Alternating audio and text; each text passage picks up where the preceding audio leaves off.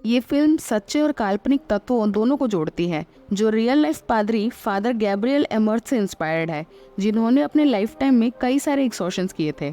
जून 4, 1987 Italy में ट्रोपिया नाम की एक जगह पर फादर एमॉर्थ को बुलवाया जाता है। फादर एमॉर्थ एक घर पर जाते हैं। वहाँ फादर जियानी उन्हें बताते हैं इस घर में एक लड़के को शैतान ने अपने बस में कर लिया है।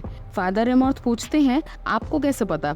तो फादर जियानी बताते हैं ये लड़का इंग्लिश में अनाप शनाप बोल रहा है, जबकि उसने कभी इंग्लिश सीखी ही नहीं। फादर एमॉर्थ पूछते हैं इस घर में टीवी है या नहीं? फादर जियानी कहते हैं होगा ही। तब फादर एमॉर्थ उस लड़के की बहन को अपने भाई के लिए प्रेयर करने के लिए कहते हैं और उस लड़के के पास जाते हैं। इस लड़के की हालत बहुत ज्यादा खराब होती है। ये लड़का फादर से कहता है कि मैं शैतान हूँ। फादर उसे उकसाते हैं अगर तू इतना ही ताकतवर है तो इस सुअर को अपने वश में करके दिखा। इस लड़के के अंदर से शैतान निकलते ही फादर एमॉर्थ उस सुअर को मरवा देते हैं। इसके बाद 1 जुलाई 1987 को जूलिया और उसके बच्चे एमी और हेनरी को दिखाया जाता है। ये लोग अमेरिका से स्पेन ट्रैवल कर रहे होते हैं। ये लोग एक चर्च पर आकर पहुंचते हैं। यहाँ कार्लोस और फादर एस्क्यूबेल इन्हें वेलकम करते हैं। जूलिया के पति की एक कार एक्सीडेंट में मौत हो गई थी। ये साल भर पहले की घटना थी। ये चर्च जूलिया के पति की पुश्तैनी प्रॉपर्टी थी। इन लोगों के पास पैसों की तंगी होने की वजह से जूलिया इसे बेचना चाहती थी। जूलिया की बेटी एमी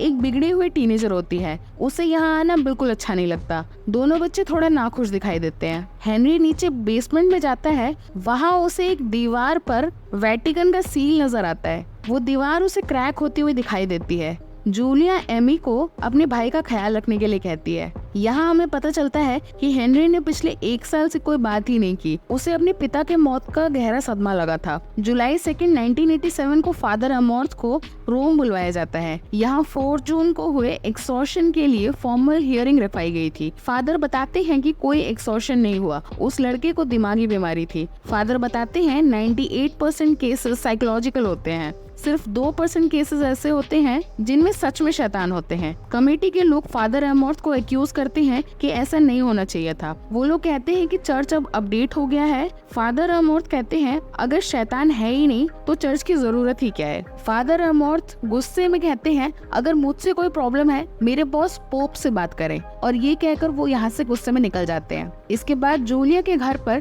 कुछ वर्कर्स बेसमेंट में जाते हैं। वहाँ उसी क्रैक को देखने के लिए एक वर्कर लाइटर ऑन करता है, पर तभी वहाँ पे सल्फर प्रेजेंट होने की वजह से आग लग जाती है। बाकी वर्कर्स आगे का काम करने के लिए मना कर देते हैं। यहाँ हेनरी की हालत बहुत ज्यादा खराब हो चुकी होती है। वो अचानक से बोलने लगता है, अपने चेहरे को नोचने लगता है और कहता है कि तुम सब मरने वाले हो। हॉस्पिटल ले जाने पर डॉक्टर्स पूछते हैं कि हेनरी को कोई सदमा लगा था या नहीं। तब जूलिया बताती है कि उसे उसके डैड की मौत का सदमा लगा था। घर पहुंचने पर हेनरी फिर से अजीब बिहेव करने लगता है। वो अपनी माँ को कहता है मेरा बच्चा भूखा है, और अपनी टी-शर्ट ऊपर करके दिखाता है। उसके पेट पर हेट लिखा था। वो प्रीस्ट को बुलवाने के लिए कहता है। जूलिया एस्क्यूबेल को बुलाती है। हेनरी एस्क्यूबेल को उठाकर बाहर फेंक देता है और कहता है कि गलत प्रीस्ट को भेजा। ये कहकर वो जोर से चिल्लाने लगता है। यहाँ फादर एमॉर्थ अपने गुरु पोप से मिलने आते हैं। पोप एमॉर्थ को हेनरी का केस हैंडल करने के लिए कहते हैं। फादर एमॉर्थ इसके बाद केस स्टडी करने लगते हैं। इसके बाद फादर स्पेन के लिए निकलते हैं।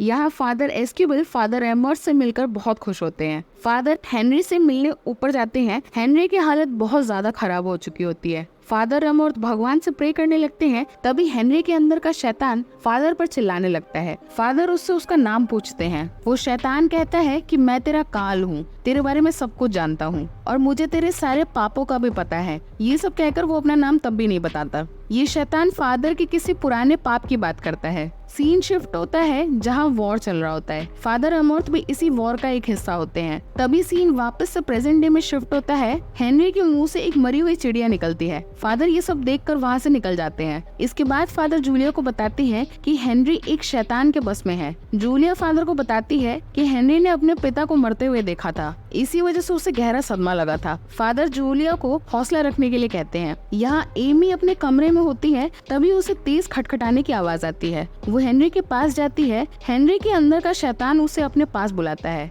एमी डरकर वहाँ से भाग जाती है। तभी लैंडलाइन बजने लगता है। एमी फोन उठाती है, तब उसे सामने से उसके डैड की आवाज आती है। इस शैतान ने ही एमी को कॉल किया था और उसे कहने लगता है कि तुम सब मरोगे। एमी भागकर अपनी माँ के पास पहुँचती है। फादर उन दोनों को कहते हैं। रात को शैतान की ताकत बहुत ज्यादा बढ़ जाती है। इसके बाद फादर एस्क्यूबल और फादर एमर्थ ईश्वर से प्रार्थना करने लगते हैं। शैतान कंटिन्यूअसली फादर को उल्टा सीधा कहता रहता है, पर फादर प्रे करते रहते हैं। अचानक से कमरे में अंधेरा छा जाता है। फादर एमर्थ के सामने एक लड़की आकर खड़ी हो जाती है। इसका नाम रोजारिया होता है। ये फादर से कहती है, तुम्हारे पाप नहीं छुप सकते, तूने कुछ किया क्यों नहीं, मेरा यकीन क्यों नहीं किया, अब मैं नर्क में हूँ, वो भी तेरी वजह से। और ये शैतान वापस हेनरी के अंदर चली जाती है। इसके बाद हेनरी उठकर एस्क्यूबल को गालियां देने लगता है और उसको उसके पाप याद दिलवाता है। वो एस्क्यूबल को उकसा कर वहाँ से बाहर भेज देता है। एस्क्यूबल के जाते ही शैतान फादर एमर्थ को धमकी देने लगता है कि वो सब कुछ बर्बाद कर देगा। एस्क्यूबल बाहर आकर रोने लगता है। वो फादर एमर्थ से कन्फेस करता है कि वो एक लड़की से बहुत प्यार करता था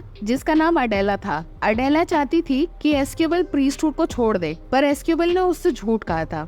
एस्क्यूबल एमर्थ से रोजारिया के बारे में पूछता है। एमर्थ बताते हैं कि वो रोजारिया को बचा नहीं सके थे। शैतान उसका सहारा लेकर फादर को धोखा दे रहा था। ये शैतान सबके पाप महसूस कर सकता था। फादर एमर्थ को याद आता है कि उन्होंने गार्डन में कुछ देखा था। वो गार्डन की तरफ जाते हैं, वहाँ उन्हें एक कुआं नजर आता है। इस कुएं के ऊपर वेटिकन के सील के साथ एक पत्थर रखा होता है। फादर उस पत्थर को हटाते हैं। उन्हें कुएं के अंदर से बहुत सारे कंकाल नजर आते हैं। यहाँ एस्क्यूबल प्रेयर कर रहा होता है, तभी उसे हेनरी के पुकारने की आवाज आती है। पास जाने पर शैतान एस्क्यूबल के कान को काट लेता है और कहता है, यहाँ से कोई जिंदा बचकर नहीं जाएगा। एमी अपने बिस्तर पर होती है, तभी शैतान उसे उसके बिस्तर से उठा के फेंक देता है और जूलिया को एक कटा हुआ हाथ मारने की कोशिश करता है। यहाँ एमर्थ कपड़े में आग लगाकर कुएं में फेंक देते हैं। तभी कुएं में एक्सप्लोजन हो जाता है। इसके बाद एमर्थ एमी और जूलिया को बचा लेते हैं। एस्क्यूबल को वहाँ से किसी का नाखून मिलता है। यहाँ पोप भी शैतान के बारे में पता करने की कोशिश करते हैं। एमर्थ एस्क्यूबल को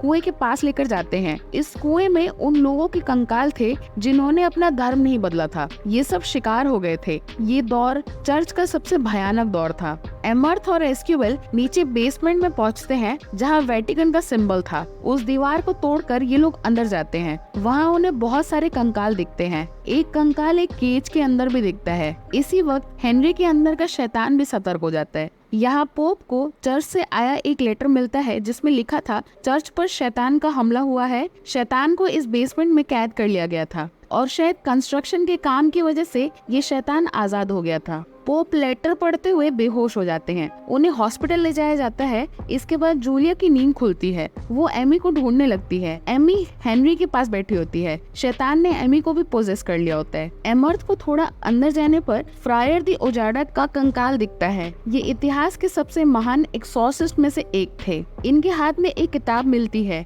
जिसमें लिखा होता है, एक संत को शैतान ने अपने वश में कर लिया था। उस शैतान ने कई लोगों को पोजेस कर लिया था। इधर जूलिया सेडेटिव लेकर एमी और हेनरी के पास पहुंचती है। शैतान जूलिया पर अटैक कर देता है। एमर्थ को समझ आता है कि चर्च में हुई सारी मौतें इस शैतान की वजह से ही हुई थी। एक्सॉर्शन फेल हो गया था, पर शैतान को उस बेसमेंट में कैद कर लिया गया था। उस किताब से शैतान का नाम भी मिल जाता है। उस शैतान का नाम था नर्क का राजा एस्मोडियस। तभी वहाँ शैतान जूलिया को छोड़ देता है। जूलिया और एमी हेनरी को सेडेटिव देकर बेहोश कर देते हैं और उसे बांध देते हैं। एस्मोडियस ने फ्रायर को भी अपने वश में किया था। इस बार वो एमर्थ को अपना निशाना बनाना चाहता था। एमर्थ एस्क्यूबल के सामने अपने सारे पाप कबूल करते हैं जो उन्होंने पहले भी किए थे, पर उनके मन पर इसका बोझ अभी भी था। जंग में एमर्थ बच जाते हैं। उसके बाद उन्होंने उसे भगवान की कृपा समझकर प्रीस्टहुड अपना लिया था। एक रोजारिया नाम की लड़की का केस उन्हें मिलता है। रोजारिया कहती है कि वो पोजेस्ड है। उसके साथ शैतान दुष्कर्म किया करता था। एमर्थ को पता था कि वो पोजेस्ड नहीं है, पर वो साइकोलॉजिकली बीमार है। पर एमर्थ ने उसका केस किसी और को दे दिया। पर रोजारिया ने एमर्थ के सामने ही खुदकुशी कर ली। शैतान को एमर्थ का ये गिल्ट पता था, इसलिए वो उसे यूज कर रहा था। दोनों इसके बाद एक्सॉर्शन स्टार्ट करते हैं। फादर एमर्थ एस्क्यूबल को एक चमत्कारी लॉकेट देते हैं। सब लोग हेनरी के पास जाते हैं। शैतान सब हावी हो जाता है और एमर्थ को कहता है एमर्थ उसे खुद को पोजेस करने के लिए अलाउ करे। एस्मोडियस एमी को भी पोजेस कर लेता है। एमी जूलिया पर अटैक करती है। इसके बाद एमर्थ सबको बचाने के लिए एस्मोडियस की बात मान जाता है और अपने अंदर एस्मोडियस को प्रवेश करने के लिए अलाउ कर देते हैं। एस्क्यूबल सबको बाहर छोड़कर वापस अंदर आ जाता है ताकि वो एमर्थ को बचा सके। एमर्थ एस्मोडियस से फाइट करने की पूरी कोशिश करते हैं। इसके बाद एमर्थ खुदकुशी करने की कोशिश करते हैं पर शैतान उन्हें ऐसा करने नहीं देता। एस्क्यूबल एमर्थ को भगवान का नाम लेने के लिए कहता है। वो बार बार एमर्थ को प्रार्थना करने के लिए कहता है। तभी एस्क्यूबल को अपनी गर्लफ्रेंड अडेला दिखती है और एमर्थ को रोजारिया। दोनों इन दोनों से उसी चमत्कारी लॉकेट से फाइट करते हैं और दोनों अडेला और रोजारिया गायब हो जाते हैं। अंतिम विधि शुरू होती है और शैतान जलकर भस्म हो जाता है। यहाँ से दोनों एमर्थ और एस्क्यूबल पोप के पास जाते हैं। पोप दोनों को शाबाशी देते हैं। जूलिया और उसके बच्चे भी सही सलामत अमेरिका पहुंच चुके होते हैं। फ्रायर की डायरी के हिसाब से 199 और ऐसी जगहें हैं जहां शैतान का वास है। ये सारे एक्सॉर्शंस का काम फादर एमर्थ और फादर एस्क्यूबल को सौंपा जाता है और हमारी कहानी यही खत्म होती है। अगर आपको एक्सप्लेनेशन पसंद आया हो तो please like, share and subscribe. Thank you.